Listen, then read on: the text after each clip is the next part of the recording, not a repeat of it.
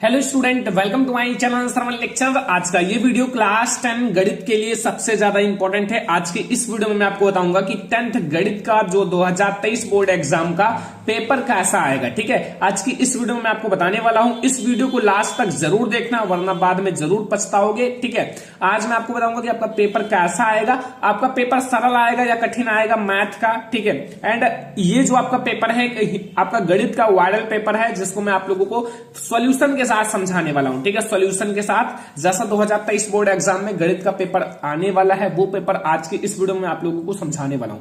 Video को last तक देखना, लाइक कर देना, शेयर कर देना, अगर चैनल पे ना तो सब्सक्राइब कर लेना। ठीक है, ये हमारा है कक्षा 10 गणित का पेपर। ठीक है, 2023 बोर्ड एग्जाम के लिए सबसे पहले आप देखो, आपका जो मतलब पूर्णांक रहेगा वो 70 नंबर का रहेगा। ठीक है, 70 नंबर का आपका पेपर रहेगा और यहाँ पर आपके पास 3 घंटे 15 मिनट का समय रहेगा।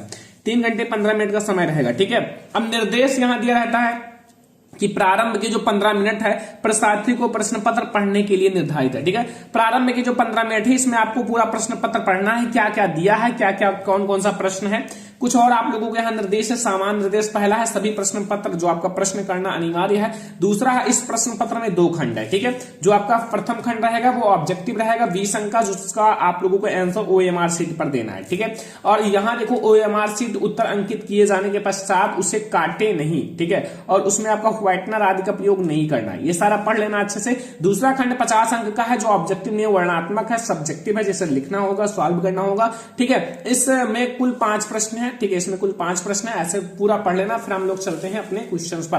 पहला प्रश्न देखो, यहाँ खंड आगा पहला प्रश्न है। देखो यहाँ बहुविकल्पीय है। सबसे पहले बहुविकल्पीय प्रश्न 1 नंबर का रहेगा। ठीक है, पहला प्रश्न, एक परिमेय संख्या का दशमलव प्रसार सदैव होता है।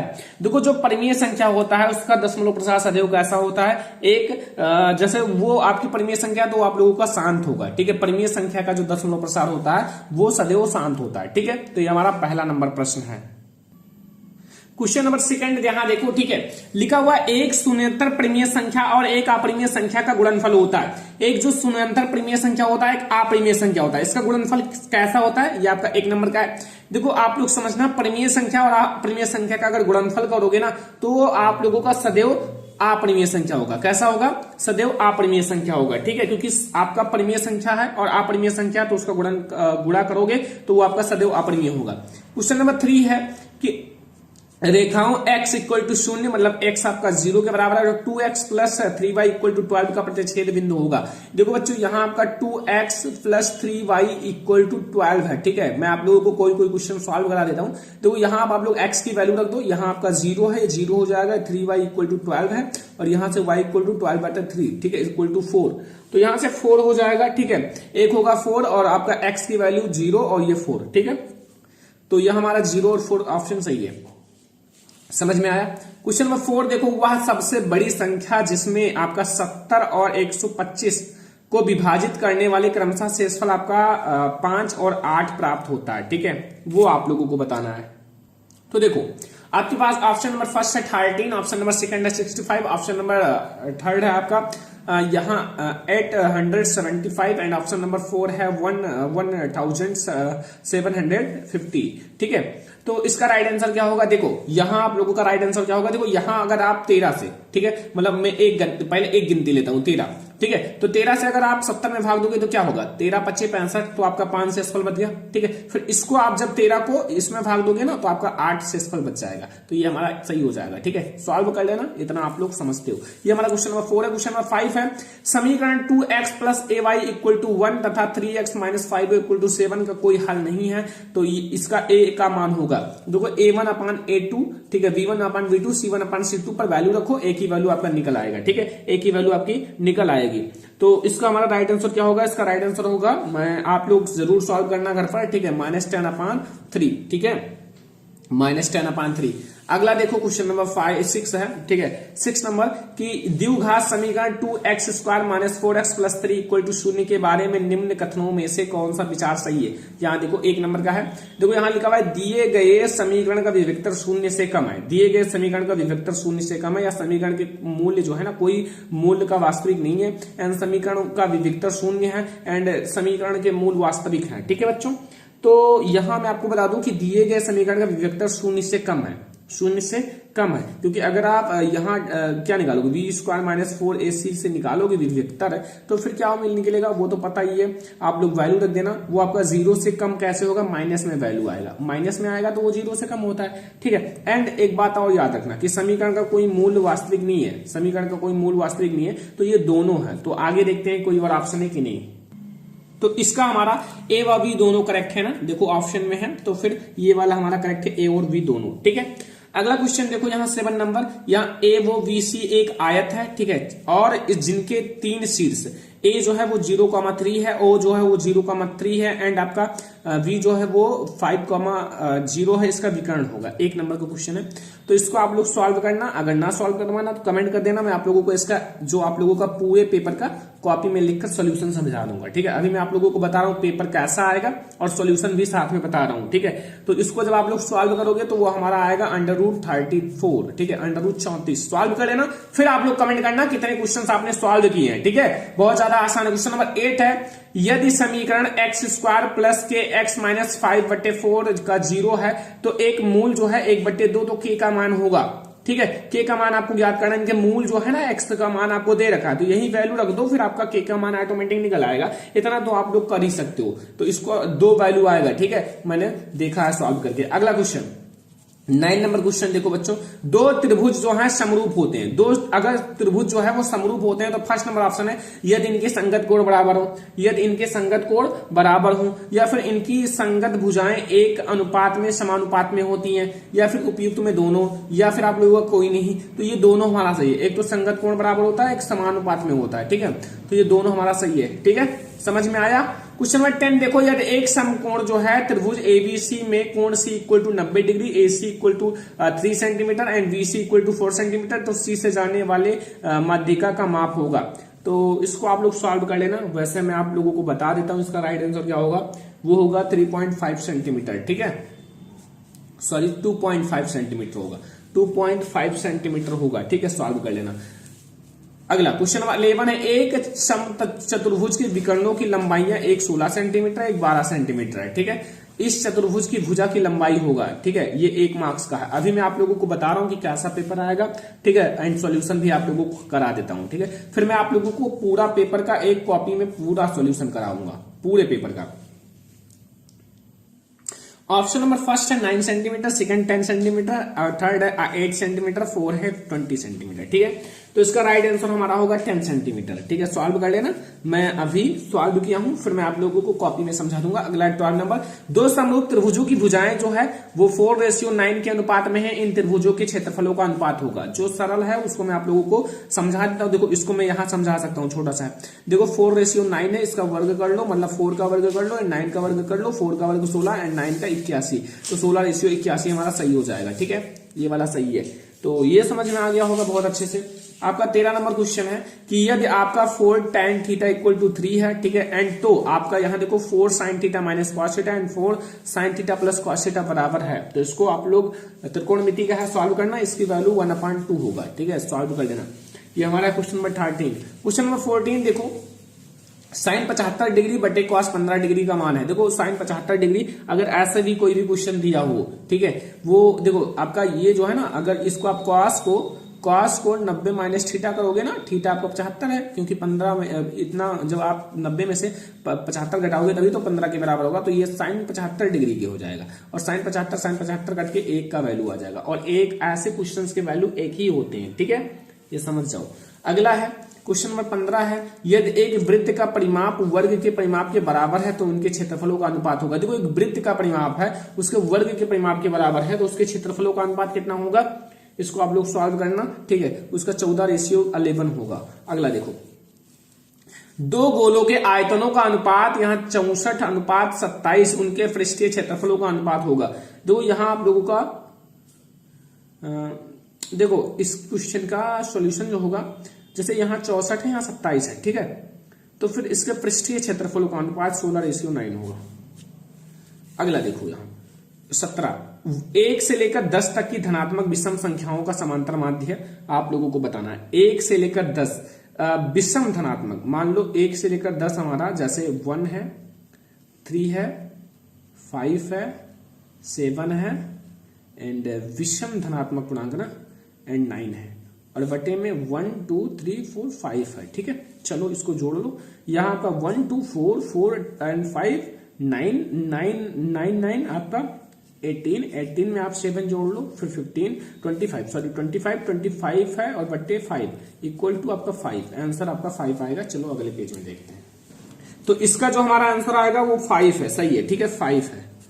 अगला क्वेश्चन, माध्यिका को माध्यिका को आलेखनीय विधि द्वारा निम्न में से किससे प्राप्त किया? तोरण से। ठीक है, माध्यिका को तोरण भी कहा जाता है आलेखनीय विधि में। यदि कुछ प्रेक्षणों का माध्य 27 तथा बहुलक इतना है तो माध्यिका, इसका एक फार्मूला है, याद कर लेना, मैं आप लोगों को बता दूंगा, फिर माध्यिका ज्ञात कर सकते हो। अगर माध्यिका दिया हो, माध्य ज्ञात करना हो तो ज्ञात कर सकते हो, और माध्यिका माध्य दोनों दिया हो तो बहुलक ज्ञात कर सकते हो। ठीक है, वो फार्मूला मैं आप लोगों को बता दूंगा। इसका राइट आंसर 33 होगा। ठीक है, अगला, वर्गीकृत आंकड़ों की मतलब से अधिक प्रकार और से कम प्रकार की संचाई बारंबारता वक्रों के परिच्छेद बिंदु से भुजा के आंकड़ों का प्राप्त होना आपका क्या कहलाता है? माध्यक कहलाता है, माध्यक। ठीक है, तो ये 20 ऑब्जेक्टिव हैं जो मैंने आप लोगों को अच्छे से समझा दिया। 20 ऑब्जेक्टिव आएंगे, ये आपके OMR शीट पर देना है इसका आंसर। ठीक है, तो अब देखो खंड बा में आप लोग देखो लिखा हुआ है कि सभी खंड कीजिए। पहला प्रश्न, दो क्रमागत धनात्मक पूर्णांकों का गुणनफल 2 से विभाज्य है, यह कथन सत्य है या असत्य है? कारण बताइए। ये 2 मार्क्स का है, जरूर सॉल्व कर लेना। ठीक है, इन सब का सॉल्यूशन दूंगा, अभी देख लो आप लोग। यदि कॉट थीटा 7/8 है तो आपका 1 प्लस साइन थीटा या फिर 1 माइनस साइन थीटा या 1 plus cos theta 1 minus sine theta का मान निकालिए। 2 मार्क्स का है। ठीक है, बहुत ज्यादा आसान है। अगला देखो, एक शंक्वाकार बर्तन जिसका आंतरिक व्यास 10 सेंटीमीटर और ऊंचाइयां जो है वो 24 सेंटीमीटर पानी से भरा है। पानी को एक बेलनाकार बर्तन जिसका आंतरिक व्यास 20 सेंटीमीटर में डाला जाता है। बेलनाकार पात्र में अभी और क्वेश्चन। ठीक है, डाले गए पानी की ऊंचाइयां ज्ञात कीजिए। 2 मार्क्स का, ये सारे 2 मार्क्स से क्वेश्चन है, और ये सब बहुत छोटे छोटे क्वेश्चन है। अगर आप सॉल्व करोगे तो बहुत आसान है। ठीक है, इन सब का आप लोगों को बुक में, गाइड में, हर जगह आंसर मिल जाएगा, कोशिश करोगे तो। ठीक है, वरना मैं आप लोगों को सॉल्यूशन कराऊंगा अगले वीडियो में। अगला देखो, निम्न आंकड़ों का समांतर माध्य है। इसका समांतर वर्ग अंतराल और बारंबारता दी हुई है। 10 से 20, 20 से 30, इसका आपका अंतर 10 का है। ठीक है, तो ये आप लोग देख लो। फिर यहाँ 2 है बारंबारता, 7 है, 12 है, 15 है, 8 है, 2 है, 6 है। ये 2 मार्क्स का। अगला, बिंदु -4,6 बिंदु आपका बिंदुओं ए जो है वो -6,10 है, और बी जो है वो 3,-10 है को जोड़ने वाले रेखाखंड को किस अनुपात में विभाजित करता है? ये भी 2 मार्क्स का क्वेश्चन है। ठीक है, तो ये सारे 2 मार्क्स आपके मिलकर बहुत ज्यादा परसेंटेज बनाएंगे। अगर आप ये 2 मार्क्स वाला कर लोगे तो बहुत अच्छी बात है। आप लोग एक भी क्वेश्चन मत छोड़ना, ऑप्शनल भी नहीं है। अगर आप छोड़ोगे तो छूट जाएगा। ऐसा नहीं कि आप ये इच्छा का इसको करो अथवा इसको करो, ऐसा नहीं है। ठीक है, अगला के का मान ज्ञात कीजिए। यदि बिंदु ए जो है 2,3 है, बी जो है 4, है, और सी जो है वो 6, -3 है, संरेखीय नहीं, तो इसको आप लोग देख लेना। के की वैल्यू अगर 0 आएगा, क्षेत्रफल 0 आएगा तो वो संरेखीय, अगर 0 नहीं आएगा तो संरेखीय नहीं है। ठीक है, अगला, निम्नलिखित कथनों में से 5 खंडों का उत्तर दीजिए। 5 का आपको आंसर देना है। ठीक है, मतलब कई सारे क्वेश्चन से। पहला, ग्राफ द्वारा जांच कीजिए और रैखिक समीकरण युग्म 2x + k = -6 है। ठीक है, सॉरी, -6 = 0 और 4x - 2y - 4 = 0 संगत है। यदि ऐसा है तो ग्राफीय विधि द्वारा हल कीजिए। देखो बच्चों, मैंने ग्राफ वाला क्वेश्चन बहुत अच्छे से करा रखा है, देख लेना ग्राफ कैसे हल किया जाता है, सब कुछ। आपका खा वाला है, 2 संख्याओं के वर्गों का अंतर 180 है। छोटी संख्या का वर्ग बड़ी संख्या के 8 गुना है, तो दोनों संख्याएं ज्ञात कीजिए। ये तो बहुत ज्यादा आसान है। इन सारे क्वेश्चन को मैं बहुत बार पढ़ा चुका हूं। गा वाला है, 4 सेंटीमीटर त्रिज्या के एक वृत्त पर 6 सेंटीमीटर त्रिज्या के एक संकेंद्रीय वृत्त के किसी बिंदु से एक स्पर्श रेखा की रचना कीजिए और उसकी लंबाई का माप कर लिखिए। 4 नंबर का। ठीक है, तो ये सारे 4-4 नंबर के क्वेश्चन, अभी 2-2 नंबर, अब 4-4 नंबर के क्वेश्चन हैं। अगला है घा वाला, 2 खंबे हैं जिनकी ऊंचाइयां 6 मीटर है। ठीक है, और 11 मीटर है तथा ये समतल भूमि पर खड़े हैं। यदि इनके पाद बिंदुओं के बीच की दूरी 12 मीटर है तो इनके ऊपरी सिरों के बीच की दूरी ज्ञात कीजिए। 4 नंबर का। ठीक है, बहुत आसान से क्वेश्चन है। थोड़ा सा अगर एनसीईआरटी को अच्छे से पढ़े हो तो समझ में आ रहा होगा, अगर नहीं पढ़े हो तो नहीं समझ में आएगा। ठीक है, क्योंकि आपने पढ़ा है तो भाई समझ में आएगा, क्योंकि नहीं पढ़ोगे तो कुछ नहीं समझ में आएगा। किसी स्कूल का कक्षा 10 की 51 लड़कियों की ऊंचाइयां एक सर्वेक्षण किया गया है, निम्नलिखित आंकड़ों प्राप्त कीजिए। ऊंचाइयां जो है वो सेंटीमीटर में है, 140 सेंटीमीटर से कम, 145 से कम, 150 से कम, 155 से कम, 5-5 का अंतर है। और लड़कियों की संख्या 4 है, 11 है, 29 से 40 से 46 से 51 है। बच्चों, माध्यक ज्ञात करना है। माध्यक कितना आसान है अगर थोड़ा सा माइंड लगाओगे तो ये हमारा अंगा नंबर क्वेश्चन। ठीक है। 4 वाला क्वेश्चन देखो आप लोग कि यदि नीचे दिए हुए बटन का आप लोगों को माध्य जो है 28.5 हो तो x और y का वैल्यू ज्ञात कीजिए। यहां से x की वैल्यू याद कर लो, यहां से y की वैल्यू याद कर लो। 4 नंबर का क्वेश्चन है। अब 6 नंबर के क्वेश्चन, इस क्वेश्चन को मैंने सॉल्व करा रखा है ऑलरेडी, ठीक है। ये वाला कि निम्न समीकरणों के युग्म को रैखिक समीकरण के युग्म में बदलकर हल कीजिए। देखो 10/x plus Y and plus 2/x minus Y बराबर 4 एंड यहाँ 15/x प्लस वाई और 15/x माइनस वाई बराबर -2। ये 6 नंबर का क्वेश्चन है। अगर ये नहीं आता तो आप लोग ये वाला क्वेश्चन कर सकते हो, ठीक है। 2 चर वाले रैखिक समीकरण के युग्म से एक लॉन्ग क्वेश्चन जरूर आएगा, देख लो। दोनों 2 चर वाले रैखिक समीकरण से। देखो यहां लिखा 3 वर्ष पूर्व रहमान की आयु वर्षों में का व्युत्क्रम और अब से 15 जो आपका 5 वर्ष पश्चात आयु का व्युत्क्रम 1/3 है, तो उनकी जो वर्तमान आयु ज्ञात कीजिए। 6 नंबर का दोनों में से कोई एक सॉल्व करो, फुल मार्क्स मिलेगा। अगला देखो काफी सारे लॉन्ग क्वेश्चन आपकी बार है, ठीक है। 3 लॉन्ग क्वेश्चन है। तो अगला देख लो, यहाँ एक बहुमंजिल भवन के शिखर से देखने पर 8 मीटर ऊंचे भवन के शिखर और तल के अवनमन कोण क्रमशः 30 डिग्री 45 डिग्री है। और आपका बहुमंजिल भवन की ऊंचाइयां और 2 भवनों के बीच की दूरी ज्ञात कीजिए। 6 नंबर का बच्चों देखो एक हाइट एंड डिस्टेंस का क्वेश्चन जरूर आएगा बोर्ड एग्जाम में, लॉन्ग में, ठीक है। भूमि के एक बिंदु P से 10 मीटर ऊंचे भवन के शिखर का उन्नयन कोण 30 डिग्री है। भवन के शिखर एक ध्वज को लहराया गया है और P से ध्वज के शिखर का उन्नयन कोण 45 डिग्री है। और ध्वज दंड की लंबाइयां और P से भवन की दूरी ज्ञात कीजिए, ठीक है। √3 की वैल्यू भी दे रखी है।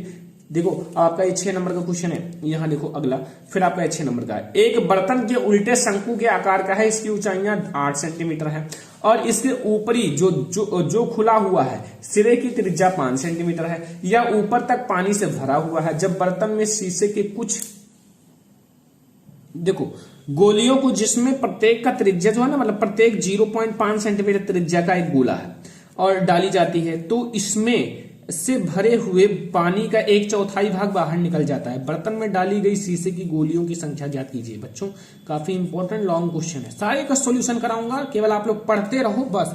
अथवा एक गोलाकार कांच के बर्तन की एक बेलन के आकार की गर्दन है, जिसकी लंबाइयां 8 सेंटीमीटर और व्यास 2 सेंटीमीटर, जबकि गोलाकार भाग का व्यास जो है 8.5 सेंटीमीटर। इससे भरे जा सकने वाली आपकी बर्तन या पानी की मात्रा या माप कर एक बच्चे ने यह ज्ञात किया कि बर्तन का आयतन 300 बहुत आसान है 45 वर्ग सेंटीमीटर। जांच कीजिए कि इस बच्चे का उत्तर सही है या नहीं सही है, या मानने के लिए उपयुक्त मापन। ये आपका पाई की वैल्यू। देखो ये आप लोग ज्ञात कर लेना, अगर 345 आता है तो बच्चे का माप सही है, नहीं आता तो नहीं सही है, ठीक है। देख लेना, बहुत आसान है। तो ये आज का हमारा है मैथ का पेपर, ठीक है, जैसा 2023 बोर्ड एग्जाम में पेपर आने वाला है, ठीक है। आई होप कि आप लोगों को ये वीडियो बहुत ही ज्यादा पसंद आया होगा। पसंद आया हो ज्यादा से ज्यादा लाइक कर दो, शेयर कर दो, चैनल पर ना तो सब्सक्राइब करना। चलो फिर मिलते हैं नेक्स्ट इंपॉर्टेंट वीडियो में, तब तक के लिए धन्यवाद।